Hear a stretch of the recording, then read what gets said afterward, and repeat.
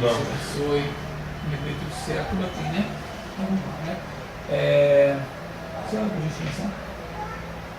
Pai, graças te damos pelo dia de hoje, pelas bênçãos recebidas, pela tua misericórdia, pelo teu amor, pelo teu cuidado por nossas vidas. Te agradecemos pelo momento que temos aqui de comunhão, Deus, de aprendizado. Te agradecemos, ó Deus, pelo privilégio de estarmos reunidos em teu nome. Que o Senhor esteja com o Henrique ministrando a palavra, que venha de encontro aos nossos corações e daqui possamos também colocar em prática tudo aquilo que vamos aprender. Guarda os irmãos que também estão a caminho, Deus, e esteja conosco. Louvamos o teu nome, em nome de Jesus. Amém. Amém. Só tem que ficar atento do Zé e a Luciana para falar quando eles chegarem, que eu acho que vai ligar para você. E a Chave está aqui, qualquer coisa a gente pega aqui, não é? Gente, boa noite, não é? É uma alegria muito grande a gente estar aqui junto, não é? A gente sempre faz uma apresentação de quem está presente, acho que aqui basicamente todos se conhecem, mas sempre vale a pena a gente relembrar, não é? Eu sou Henrique, sou da Igreja Batista Vida, no Rocha. A Sara está para aquela banda de lá agora, minha esposa, né, da Batista Vida no Rocha. E você é o Renan, da Congregacional Jardim da Luz, em Campo Grande. Jardim da Luz? Fica lá dentro, no centro. É no Campo Grande, no centro, pertinho do West Shop. Boa noite, meu nome é Wendel, congrego na cidade do Central de Areia Branca, em Belco Roxo. E estou muito feliz de estar aqui hoje para aprender mais e mais. Central de Areia Branca. Você que eu vou perguntar antes de você ir embora, como é que eu faço para chegar em Parque Esperança? Conhece? Belco Roxo. Aí dentro não conheço muito. Vem para dentro do Belco Roxo comigo. Então tá certo. Então já não é a você que eu vou perguntar. Não conheço muito não. Tranquilo, Eu sou a Ana Carolina, eu sou da comunidade congregacional, Comunidade do Amor do Lins. Fica ali na Hora do Lins Vasconcelos, no México. É da Damares, pastora Damares. Esposa do falecido pastoral. A oportunidade, que bom, Ana. E ali está a nossa... Ju, congregacional, Jardim da Luz, esposa do Renan. Lá para dentro está a nossa querida Eli da Igreja Batista no Meia, não é? E a Sofia também, não é? Gente, eu queria durante esses estudos subsequentes pensar sobre a questão de família. E orando, pedindo a Deus uma direção sobre isso, Ele colocou no meu coração para nós pensarmos sobre a questão da criação em relação a pais, filhos, e muitas vezes aquilo que permanece em nós, que simplesmente recebemos de herança dos nossos pais, mas não é adequado, não é positivo, precisa ser descartado, não é? E para isso eu pretendo hoje apresentar um vídeo de uns 2, 3 minutos. Depois nós vermos o estudo e fracionarmos em pequenos grupos sobre o tema abordado, né? Eu queria pensar que é uma realidade que há mais do seu pai em você do que você pensa. Ana, há mais da sua mãe em você do que você pensa. Ju, há mais da sua mãe em você do que você pensa. Renan, Wendel, eu, há mais do nosso pai do que a gente pensa. Há mais da sua mãe em você do que você pensa. Muito mais. Igualzinho sogra.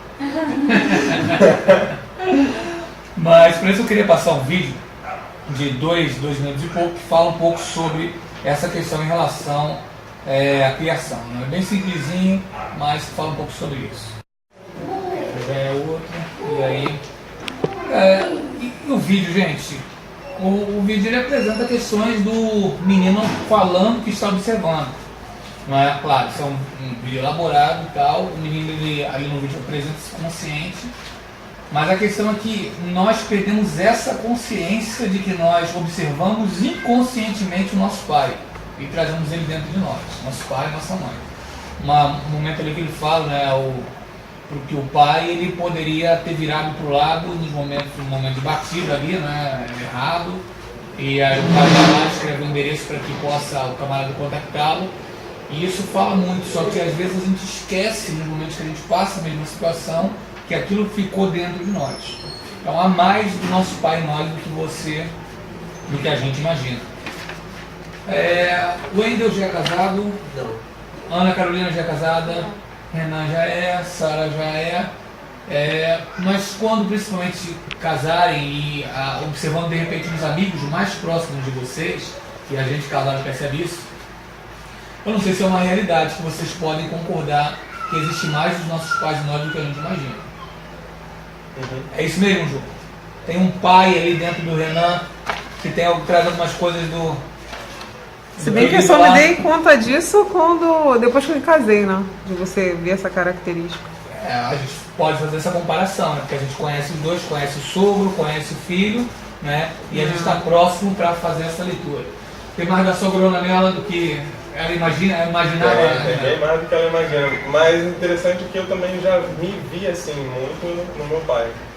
É claro que o outro é mais fácil ver, ainda mais os defeitos, mas eu, em relação a alguns pontos positivos e alguns pontos negativos, eu também já me vejo muito eu fazendo muitas coisas que meu pai faz. Corretamente e erradamente. E aí, Wendel? E aí, ó? É por aí mesmo? Eu acho que sim, né? Não tem muito como fugir. Eu não vim de um lar cristão e eu não tive convívio com o meu pai. Mas assim, muito da minha mãe, principalmente da minha avó, que foi quem me criou, e que eu tive, né, uma criação mais próxima, eu tenho muito dela, assim, muito da perseverança, muito da teimosia também. Então, assim, tanto as qualidades quanto os defeitos, eles ficam bem evidentes, assim, em comparação às outras pessoas. É por aí, Wendel. Sim, eu vejo assim, tanto o lado ruim quanto o lado bom dos meus pais, tanto meu pai como da minha mãe. O pai é um cara muito criativo, do pai, quer trabalhar, não consegue ficar parado, quer fazer acontecer. Se começou uma coisa, tem que terminar. Isso eu puxei esse lado dele.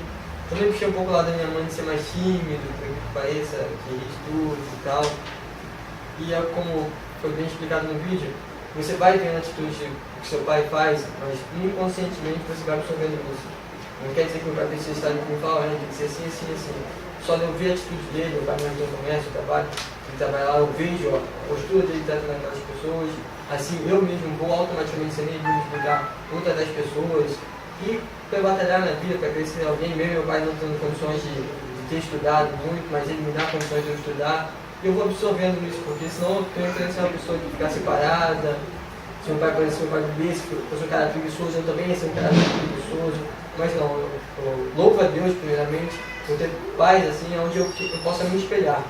Para onde eu um dia chegar, ser alguém que quer, que eu vou crescer, um dia quando eu chegar, vou agradecer primeiramente a Deus e segundo os meus pais. E tem diretamente influenciado muito a minha vida.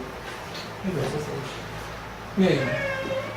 É verdade. A gente se parece realmente muito pro bem e pro mal, mas porque foi por quem a gente foi criado, né? E você acaba assimilando muitas coisas, mesmo não querendo muitas vezes, mas aí cabe a gente, à luz da palavra, trilhar aquilo que é bom, que é ruim e tentar modificar. Ok, então vamos pensar em alguns exemplos. O exemplo que eu separei inicial foi dos patriarcas, né? É muito interessante essa questão porque os patriarcas evidenciam a influência da criação dos pais nos filhos. Você tem infelizmente a nossa tendência a pegar para os erros, né? Mas vamos ver, por exemplo, o Abraão. O Abraão ele tem 2 filhos, um com Sara, um com Agar de início, depois tem vários filhos com Ketura, não é? Mas entre os 2, Abraão ele tem o filho da promessa como filho predileto, o filho Isaac. Claro, filho predileto sempre dá problema. Por quê? Isso vai repetir depois no Isaac. O Isaac tem 2 filhos, o Jacó e Esaú, e tem um problema sério, principalmente porque cada um gosta de outro. A mãe gosta do Jacó, o pai gosta do Esaú. Aí são criados em um contexto totalmente beligerante. Então veja, a predileção que Abraão tinha por Isaac agora é repetida porque Isaac cresce sabendo que é filho predileto e ele também tem um filho predileto. Agora, isso causa um ambiente beligerante, vai sempre aumentando um pouco. Quando chega no Jacó, o Jacó também tem filho predileto. Ele ama Raquel, é engambelado pelo Labão, recebe Lia por lugar do Raquel, depois tem a Bila e Zilpa como concubinas, uma de cada qual, gera sua prole com 12 filhos, uma filha, e aí ele também vai ter filho predileto, vai ter o José e o Benjamim como predileto, E aquela beligerância na qual ele foi criada, com Jacó e Esaú, veja, ele foi acostumado num ambiente meio de disputa, junto com seu irmão. Então ele não acha, ou não corrige tanto os seus filhos naquele ambiente de disputa, como seria de se esperar. Mas justamente porque ele é criado num ambiente de disputa o tempo todo com Esaú, visto que ele gosta da mãe, a mãe gosta dele, e o pai gosta do Esaú, e o Esaú gosta do pai. Então isso vai sendo cumulativo, para você chegar no José e o José ter novo estilo de criação e nova cultura. Aí o José é arrancado, o José quebra a corrente. Por quê? Porque o José é tirado e colocado numa nova cultura. Muitas vezes, para que uma mudança aconteça em nós, isso acontece principalmente no caso eclesiástico, a gente precisa ser tirado de um determinado lugar e inserido num lugar diferente, para que a gente tenha uma posição diferente. Senão a gente não consegue muitas vezes ser modificado, dada a força do meio. Exemplo, às vezes o seminarista ou o pastor, ele sai da igreja chateado com o líder principal, com o pastor principal. Ele vai abrir uma igreja reclamando que aquela igreja tem algum problema. Quando ele abre, ele reproduz exatamente o modelo eclesiástico que ele tinha de antemão. Muito difícil ter alguma diferença. Agora, a diferença acontece quando ele, ao invés de sair e criar uma nova igreja, ele sai e vai para uma igreja muito diferente da anterior, e aí ele recebe outras influências. E aí aquelas influências são completamente diferentes.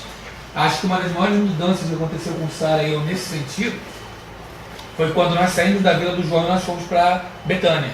Betânia é uma igreja completamente diferente, né? Nós ampliamos muito a nossa cosmovisão em relação à questão de intramundanidade, relacionamento cultural, aprender com o diferente. Isso foi um curso que a gente fez ali nos 3, 4 anos que nós tivemos em Betânia. Ampliou demais.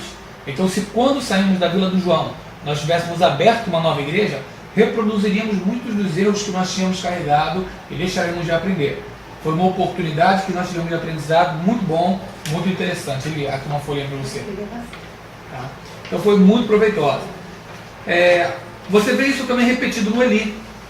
Eli é pusilânime. Tranquilo, gente? Pusilânime. Não. Fraco. De pulso. Pusilânime. Pulso fraco. Né? A pessoa que vai deixando, mas porque ela não consegue. A ideia literalmente é não segurar as regras. Né? Você está segurando alguma coisa e o seu pulso não aguenta. Né? No caso, é um simbolismo para a pessoa que não tem firmeza, né? O pulso fraco. Ele é pusilânime e não corrige seus filhos, segundo Samuel 2:12-17. Deus o rejeita. Em 1 Samuel 2:29 parece que Saul comete o mesmo erro. 1 Samuel 8:1-3. Samuel, quando ele vai ter os seus filhos para darem seguimento à sua obra, o problema é que Samuel também não corrige os filhos. Ele é pulso fraco, por quê? Apesar de ser filho de Elcana e de Ana, ele é criado por Eli, vê um modelo de criação e acaba repetindo aquele modelo de criação. Então, nos patriarcas, e os patriarcas estritos senso são Abraão, Isaac e Jacó, na tradição rabínica só os 3, José e Eli também apresentam esse padrão de uma educação que transmite alguns erros, não é refletida e acaba passando um pouco adiante. Acontece a mesma coisa com José. E aí a gente vai afunilar nele em Gênesis 45. Até aqui tranquilo, gente? Sim. Considerações, vamos seguir, ok? Vamos então nos 45 de Gênesis. Né? A vivência de José, em Gênesis 45, é toda pela aprovação dos pais. E ele volta a ser criança. É interessante que quando se fala sobre mulheres, há uma criança dentro de cada mulher. Sobre os homens, Kevin Lehman costuma dizer que não há uma criança dentro de cada homem. O homem é uma eterna criança. Não é? O homem é criança a vida inteira. Kevin Lehman ele vai falar vários exemplos. Um dos exemplos básicos é quando os homens de amigos de infância se encontram e são as mesmas piadas 10 vezes, a mesma coisa, encontrando-se 10 vezes. O homem é uma criança crescida. A mulher tem uma criança dentro dela. Ela é mais madura do que o homem em todos os aspectos. O homem já tem um pouco de dificuldade, é uma eterna criança. É a coisa do homem. E o José, ele parece que a todo momento, quando ele se descortina diante do seu pai, ele está buscando a aprovação do pai. Vamos dar um pulinho lá em Gênesis 45? Gênesis 45.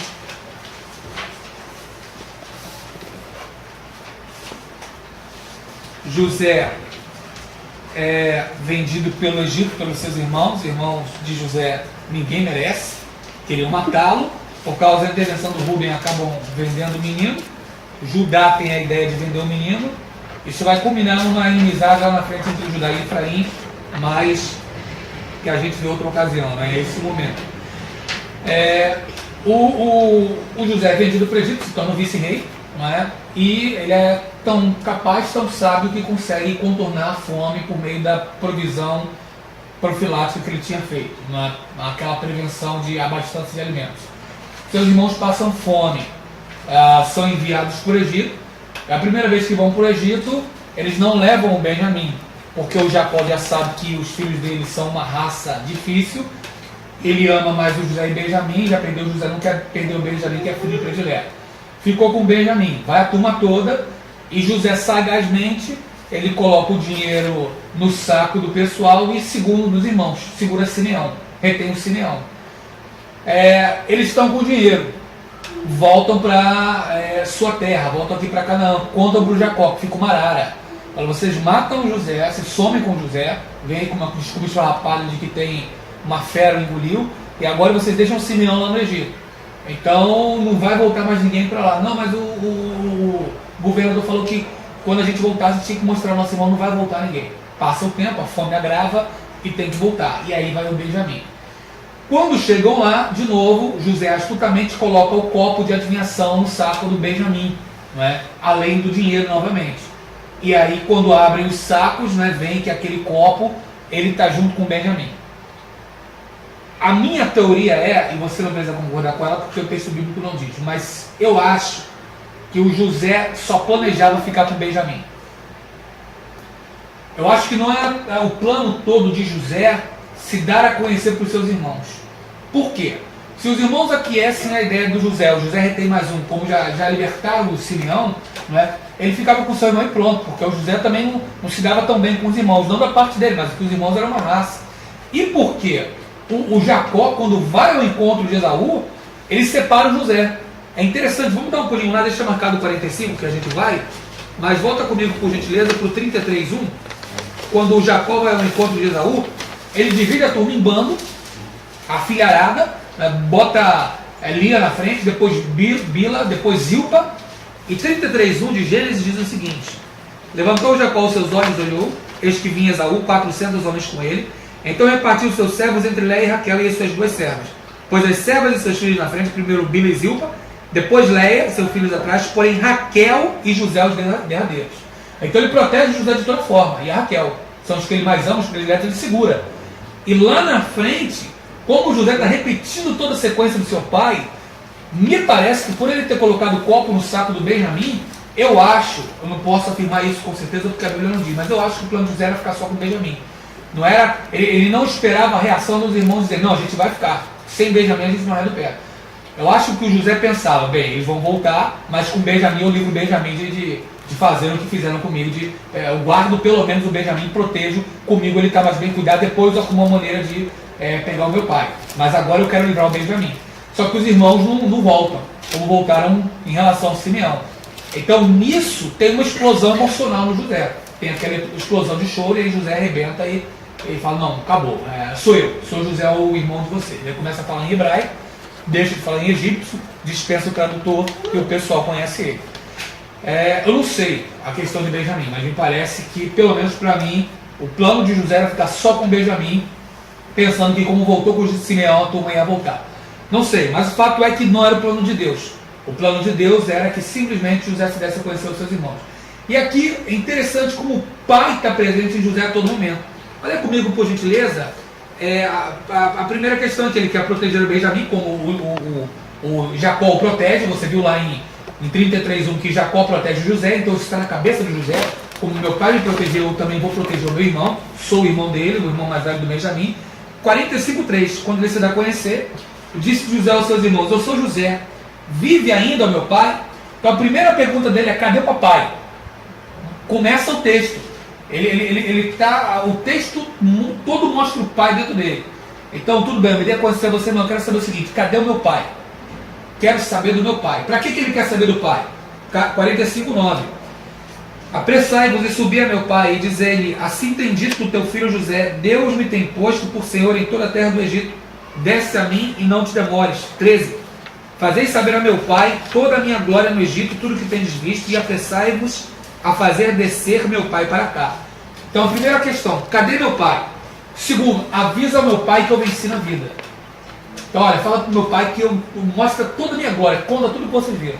Conta que eu fui bem sucedido no meu emprego, conta que eu fui bem sucedido no meu trabalho, conta que toda a minha glória, conta que o papai vindo para cá, tudo que o papai precisava ter. Então, eu quero saber do meu pai. Agora, quando falarem com meu pai, pode falar que vocês podem ter aprontado comigo, mas eu venci na vida. Contem toda a minha glória com meu pai. Aí ele segue, versículo 23. Ao seu pai enviou semelhantemente 10 jumentos carregados do melhor do Egito, 10 jumentos carregados de trigo, pão, comida para o seu pai, para o caminho.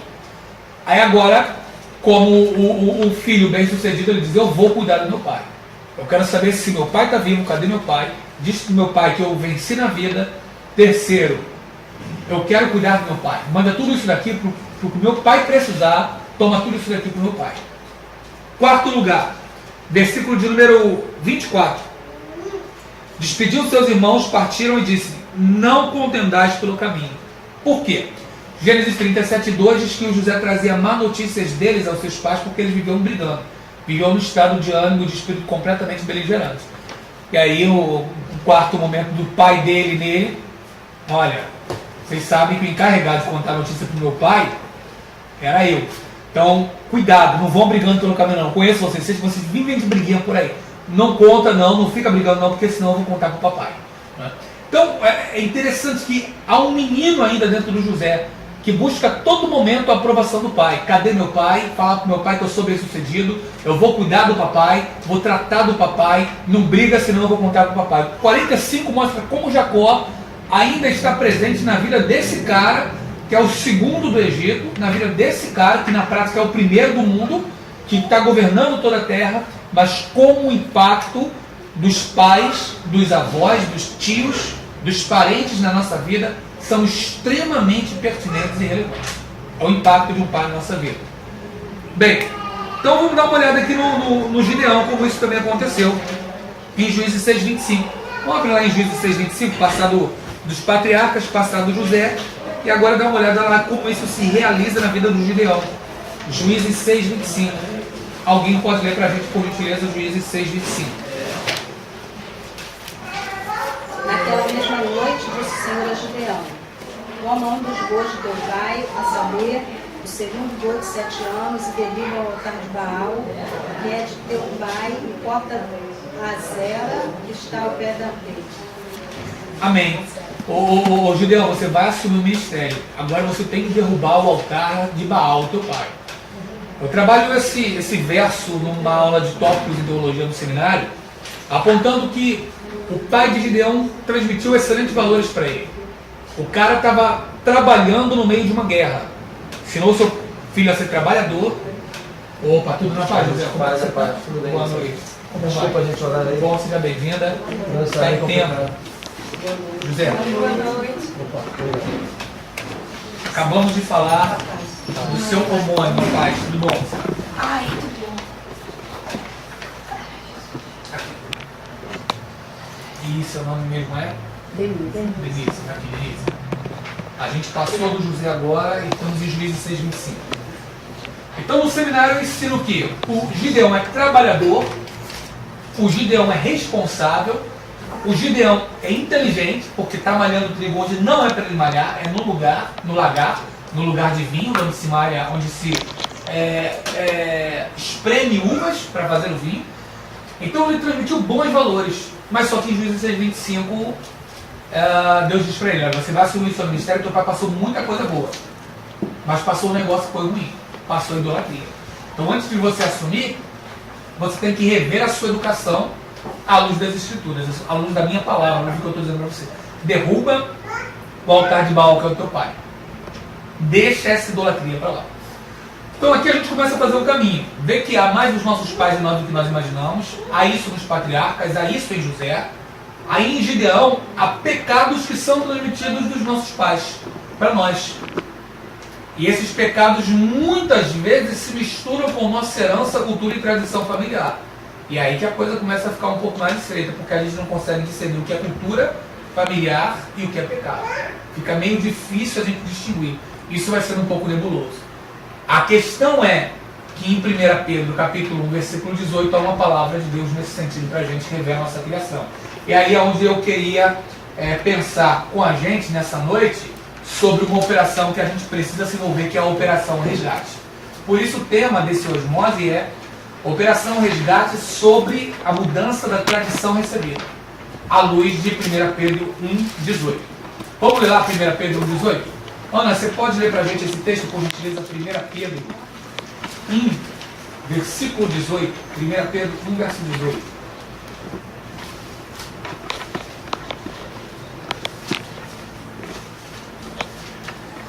Sabendo que não foi mediante coisas corruptíveis como prata ou ouro, que fostes resgatados do vosso fútil procedimento que vossos pais vos legaram.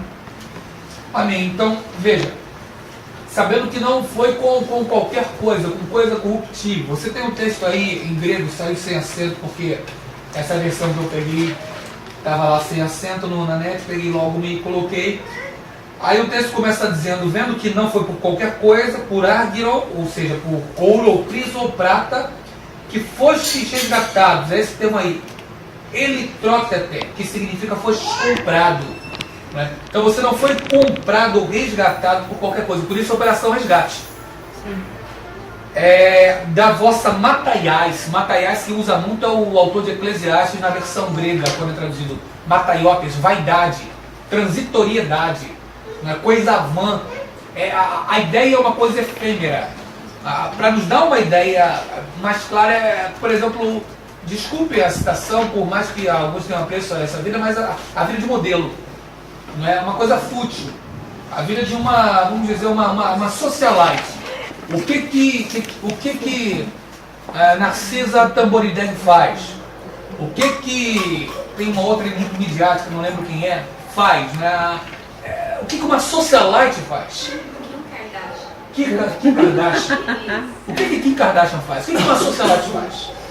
Participa de festa, participa de evento, tudo bem, mas o que ela constrói na prática? Então a ideia é uma coisa vã, uma coisa que é muito incipiente, muito sem razão de ser. Da vossa vã, ou seja, da vossa vaidosa, anastrofe é o termo que está aqui. Não é? Estrofe, a gente conhece, estrofe é o termo mesmo, estrofe de música, não é? O que é estrofe? Aquilo que vai e volta. Anastrofe, a ideia é o seu ir e vir. Por isso que está traduzido como maneira de viver. A ideia é o ir e vir, né? Alguém vendo você ir e vindo. Então você foi resgatado da fútil ida e vinda, da fútil maneira de viver. Aí tem o termo aqui, patro, né, que é pai, patroparadoto, o que foi dado pelos pais. Isso é muitas vezes traduzido por tradição, né? Da tradição que recebesse dos vossos pais.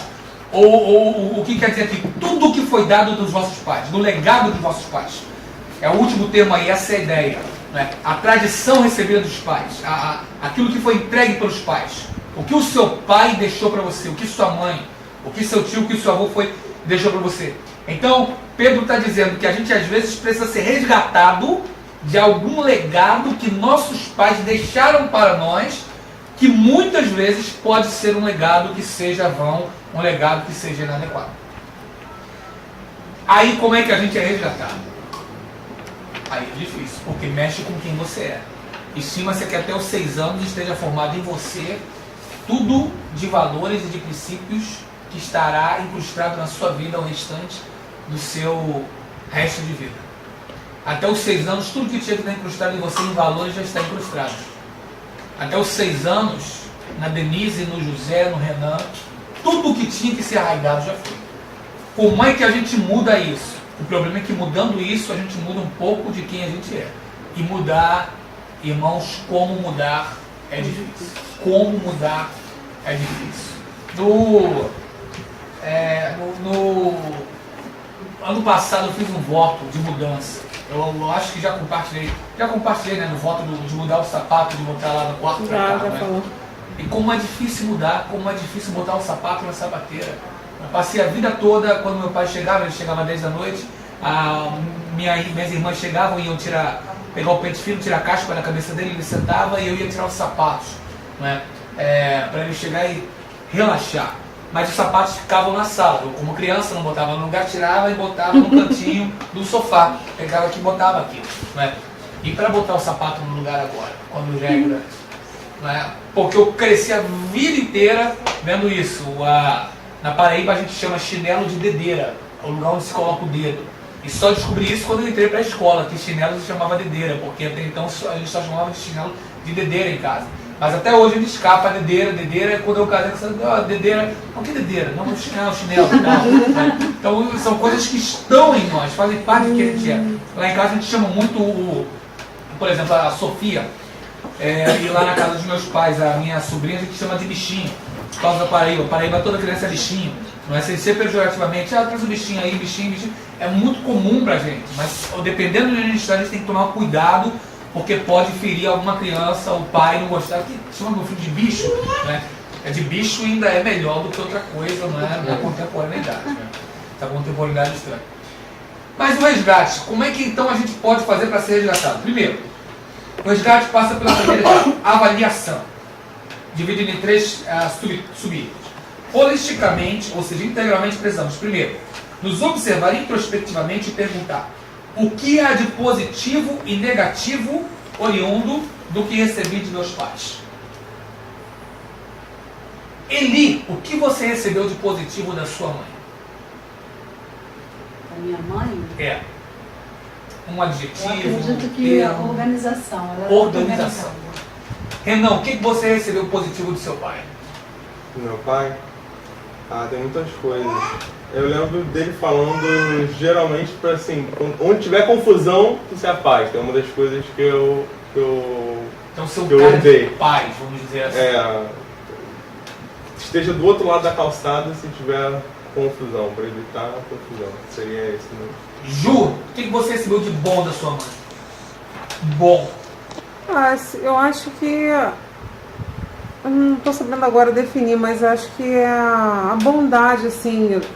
não é a doação, é quando você faz as coisas pelos outros. A minha mãe é muito assim.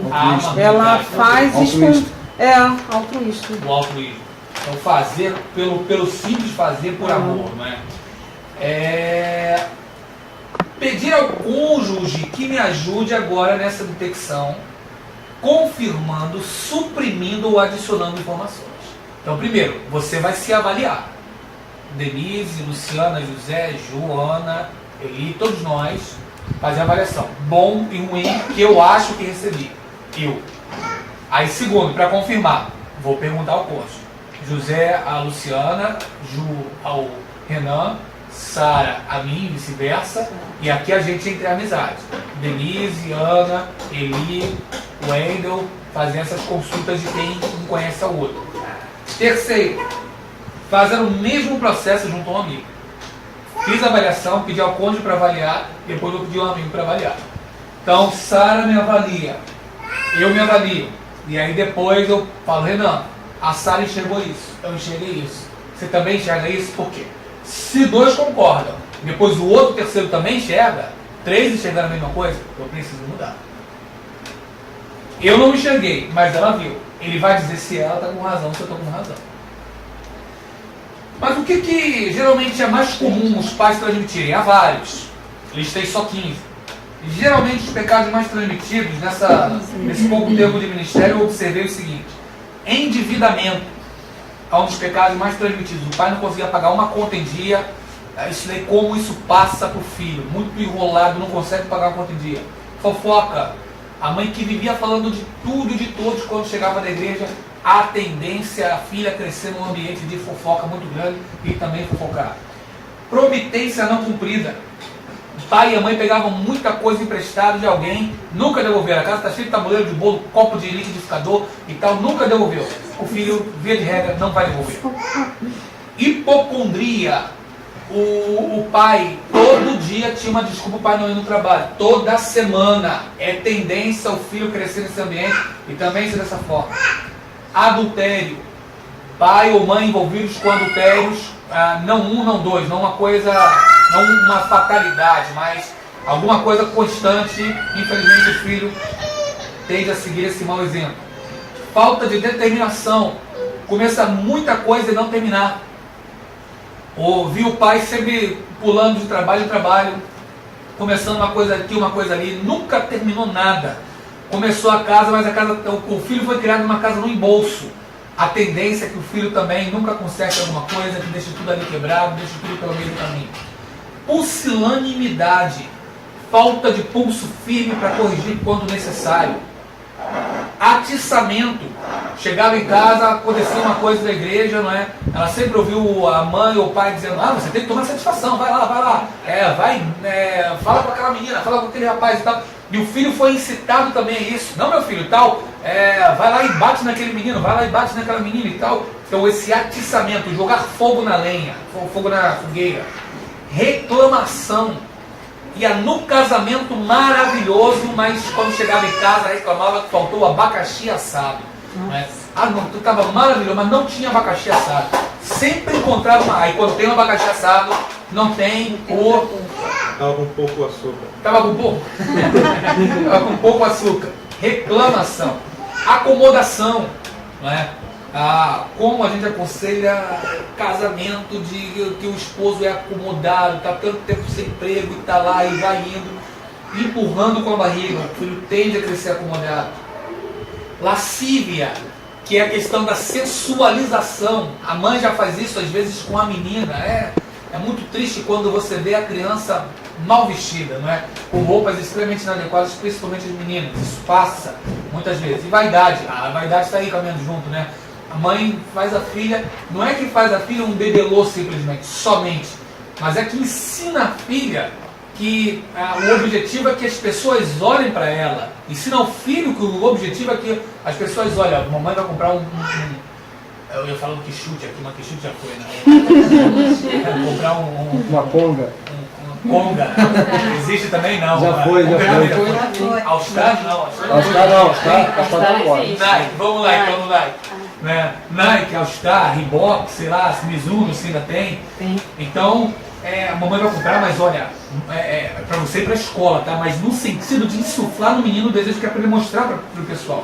Não dizendo que é um tênis que vai durar, que é um tênis bom, mas colocando um valor errado. Isso é ruim. Amizade interesseira. Então a criança cresce num ambiente onde viu o pai ou a mãe fazendo amizades e sempre era perto de gente endinheirada para conseguir alguma coisa. Ou essa amizade era passada com valores de: olha, eu vou pedir isso porque ele tem. Não devolve não. Não devolve porque ele tem muito, ele tem dinheiro e tal. Amizade interesseira. Irascibilidade. Entrava como pai no carro e o pai xingava a tudo e a todos no trânsito. Né? A mãe xingava tudo e a todos no trânsito. Ira. Vícios. Principalmente o da bebida. É muito triste. Quando a criança cresce. Minha mãe, a herança, mesmo do que eu fui assim, no decorrer da vida, o restante da vida, porque você vai se achando bom demais, esperto demais, e é um cara que chega e então isso tem que mudar. A Luciana até fala muito isso. Então, graças a Deus, assim, a gente agora tem que pegar aqui e realmente, não 6 meses, né, porque 6 meses aqui é só o começo. Mas 6 meses é para só para dar o início. Entrar nesse processo aí, né? Mas a gente tem realmente, assim, além da herança dos pais, temos a herança do mundo, a herança dos pais, a herança de Adão e outras heranças que, às vezes, como eu falei, congregar é muito importante. Às vezes a gente não dá muita ênfase para isso. Mas você congregar no lugar errado vai formar em você o caráter errado. Vai formar. Mas o pastor tem boa intenção. É complicado você falar disso. Os relacionamentos, eles nos influenciam. É complicado. Vamos nos influenciar para o bem e, infelizmente, para o mal também. É complicado. Né? Então, o que nós vamos fazer? Vamos tentar traçar os nossos caminhos de mudança. Não é? Nós temos aqui 4, 8, 11. Sendo uma café com leite. Né? Então, nós vamos fazer o seguinte: nós vamos tentar dividir em 2 ou 3 grupos, como der, para a gente tentar fazer essas etapas aqui. Primeiro, a avaliação, apontando o que talvez nós enxergamos em nós, se com todo carinho, amor e jeitinho, os amigos falando se concordam ou discordam, e quem está com os parentes do grupo, os parentes ajudando. Primeira etapa. Né? A segunda etapa, a iniciação do resgate. Aí os amigos, depois das nossas avaliações, apontarem caminhos para mudar. O que a gente pode fazer para mudar? Que caminhos são esses? Né? E depois, à luz de cada caminho desse traçado, a gente enumerar, que pelo menos umas 3 atitudes que a gente pode tomar para levar essa mudança a cabo. Depois, nós orarmos por essa mudança para que ela aconteça em nossa vida e em nosso coração. Vamos trabalhar então? Let's go! Acho que uns 30 minutinhos dá para a gente tentar fazer o nosso exercício. Né? Vamos tentar aqui em 3 grupos de 3, né? Ver se a gente consegue ir quebrando aqui. Né? Mateus da Igreja Batista Betânia, nosso querido Pascoal, Antônio Pascoal, diácono da Primeira Igreja Batista do Jardim Novo de Alengo, José da Igreja Nacional do Senhor Jesus. Não, Jardim Luz agora. Congregacional Jardim da Luz. Congregacional Jardim da Luz. Ele estava lá dentro, né, do MEIA, já apresentamos ela. Luciana, Congregacional Jardim da Luz. Denise está visitando aqui, estou com muita vontade, é uma alegria recebê-la aqui no nosso meio, né? E somos nós, né? Não tem mais ninguém não, somos nós aqui. Irmã da Igreja Osmose. Igreja? Osmose. Ai, É ela aqui também, né? Apresentamos no início, é a Ana Carolina da Igreja Congregacional. É diferente, É Congregacional Comunidade do Amor. Comunidade do Amor. Isso. Né? No Lins. O falecido pastor Álvaro Trindade, né? Hoje pastora Damari, saudosa memória do Álvaro Trindade. Gente, vamos orar, porque é muito difícil mudar. É muito difícil mudar. Mas nós reconhecemos, já temos um primeiro passo, que é reconhecer que precisamos mudar. Espero que o grupo das meninas também tenha sido bastante profícuo, certamente foi. O nosso foi muito bom, aprendi muitas coisas sobre como mudar, pudemos compartilhar muitas informações. E tem que trabalhar nisso, né? Ai! Que é isso, menina? Calma, calma. Não fica triste não, não pega essa orelha de ser papai não. E aí, ficou triste. Ela me deu uma pegada de orelha, sabe? Aquelas que ela dá, carinho, dá beijinho aí, papai. Carinho. E nós já conhecemos nossa total limitação em mudar. Mas vamos tentar trabalhar nisso durante esse semestre. Antes de orar, só comunicando que o próximo encontro vai ser 14, Sara? Dia 11. Dia 11 de junho. Segundo sábado de junho, que vai ser na casa da Vanessa e do Sernem. Legal. Em Freguesia. É que a gente foi da primeira vez? A gente foi da primeira vez? Não sei. Um play. Não, foi o Play não. Foi numa casa que no final tinha uma piscina. Não, essa foi a da Thaís. Ah, A Freguesia é um play muito bom. E nós estamos com a expectativa de fazer um jantar. Tá? Um jantar, eu não vou chamar de jantar dos namorados, porque temos solteiros, casados, noivos, né? Não é dos namorados. Mas, 2 coisas. Primeiro, quem é namorado, casado, né, é uma bênção e comemora. E quem não é, quem sabe que. Não é? Eu gostaria de comunicar que já houve 4 casamentos no Osmose. Marcelo e Ingrid, descrição. Marcelo e Ingrid, Vanessa e Anderson, Thaís e Rafael, Luiz João, que agora em setembro, né? Tem 3 casamentos, 4 Ingrid e Marcelo. E o Luiz João, que vai ser agora em setembro, né? Então. E a Luiz João? Luiz João vai ser em setembro. Né? Então, nós vamos fazer um jantar de confraternização. Se tudo der certo. Pedimos ao Marcelo o orçamento. Marcelo é o cozinheiro, né, do Delírio Tropical, nosso pastor da Batista de Chico Mendes. O problema dele é tempo e escala. Agora ele está fora de shopping, Sara? Está fora de shopping, o que facilita a possibilidade de sábado ele estar liberado. O problema é que essas transferências acontecem de 6 em 6 meses. Então, se lá ele estiver em shopping, não dá. Então, pedimos a ele um orçamento simples de ou estrogonofe, alguma coisa, mas ele sempre dá uma requintada, ele é cozinheiro bom. Já tivemos uma confraternização com ele, né? Craque. Então, eu estou supondo que deve ficar algo entre 15 e 25, não sei. Ele vai mandar o orçamento pra gente. E vai ser necessário, antes da gente ver isso, para dar o dinheiro para ele comprar, como foi na confraternização do final de ano do outro ano, né? Mas aí a gente avisa por WhatsApp, por Face, por e-mail, tá? Mas vai ser um bom jantar e todos estão convidados. Os casados comemorem, né? Levem o cônjuge, e os solteiros podem levar amigos também, ou conhecer amigos, ou também ter nós como amigos sempre. Não tem dia definido não, né? Então. Dia 11, segundo sábado de junho. já seria o jantar também, né? Seria o jantar, 6 horas, mas aí vai ser uma configuração talvez um pouco diferente. Talvez a gente puxe às 5, para ter um estudo mais breve de 5 às 6 e de 6 em diante o jantar. A gente vê como é que a gente faz, a gente comunica via E o tema WhatsApp. continua? Família. Né? Lá vai ser um pouco diferente. Vai ser casais. Desde o início a gente vai separar, mas a gente vai fazer um cruzamento diferente. 2 homens vão falar com as mulheres o que os homens pensam e gostariam. E as mulheres, 2 mulheres vão dizer para os homens o que as mulheres estão esperando deles. Alguma coisa um pouco mais diferente para a gente tentar ir melhorando no relacionamento familiar. Não é? Então vamos ver. Ao invés de serem as meninas e os rapazes, vai ser 1 ou 2 rapazes com as meninas e 1 ou 2 meninas com os rapazes, para dizer o que um espera do outro, a gente tentar colocar isso na prática. Tá bom, gente? Vamos orar então, não é? Pedindo a Deus que nos abençoe. Mateus, você ora pedindo para que, reconhecendo a nossa limitação em mudar, e pedindo que o Senhor nos ajude nessa nossa limitação, transcendendo ela, e a efetivar as mudanças que a gente acordou aqui entre o nosso grupo, né, para o nosso casamento ser melhor, para a gente ser melhor filho, melhor pai, melhor amigo e coisas afins.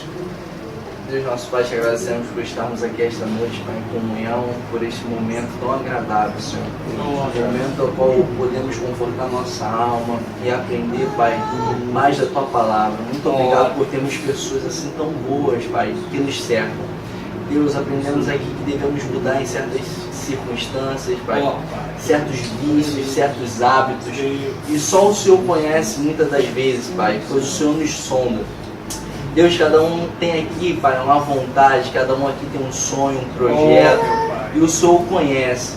E o Senhor lida com cada um, Pai, individualmente, que o Senhor venha tocar, para que venha sentir a diferença, e saindo daqui esta noite, Pai, saia mudado, saia, Pai, de uma forma a qual consegue estar tudo mais claro, tudo mais, Deus, visível e palpável, que possamos estar vendo aqui nossas feridas, aquelas áreas do nosso ser que andamos de muleta, Deus. E que muitas das vezes a gente fala assim, é impossível, mas para o Senhor nada é impossível. Que assim seja, Senhor. Muda o nosso ser a cada dia, pois somos falhos, somos pecadores, mas em detrimento disso temos a Sua graça, o Seu amor, e por conta disso, Pai, te agradecemos, bendizemos, te louvamos. Muito obrigado, Deus, pela vida do pastor Rick, da Sara, pela vida, Pai, do Renan, pela vida, Deus, do Pascoal, da Carol, da Ju, do Zé, da Luciana, pela vida, Deus, da Denise, do Wendel, Pai. E te pedimos também, Deus, da Eli e daqueles que não vieram aqui, Senhor, que eles possam também, Deus, aonde quer que estejam, sentindo o Teu Espírito tocar, Pai. E pois sabemos que o Senhor está aqui como está em qualquer lugar, pois o Senhor é onipresente, onipotente, e que no próximo estudo, Senhor, possamos chegar com uma nova áurea, de uma nova forma, Deus, e que possamos lá estar compartilhando tudo aquilo que neste mês já mudou, Senhor. Que o Senhor venha preparar já o próximo estudo, e possa ser um dia, Deus, maravilhoso, um dia que irá anteceder o Dia dos Namorados, um dia tão belo, Deus, para quem tem uma pessoa ao lado e pode viver, Deus, frutificando, Pai, e pode viver, Pai, contemplando da vida o melhor. Te agradecemos por isso e que o Senhor continue nos abençoando, nos guardando. Nos dê sabedoria, discernimento, renovo, e que o Senhor venha nos dar uma noite tranquila ao sairmos daqui, que possamos todos que aqui saírem, Pai, chegar em casa bem e salvos, em nome de Jesus, Pai. Amém. Amém. Só algumas comunicações, Anderson e Vanessa casaram, tá? Estão encontrando, felicitando, desejando felicitar, né? A filhinha Gabi da Vanessa está bem, 2 meses e meio, tudo tranquilo. O pai do pastor Rony faleceu, né? E o pai da Tâmara faleceu também. Então, encontrando, prestar condolências, acho que sempre ajuda, a gente está orando por isso também, tá bom? Então, todos estão convidados, Denise, primeira vez, não é? Cadeana também, primeira vez, a gente geralmente vem para cá, vai comendo, conversando, participando, e um servindo o outro.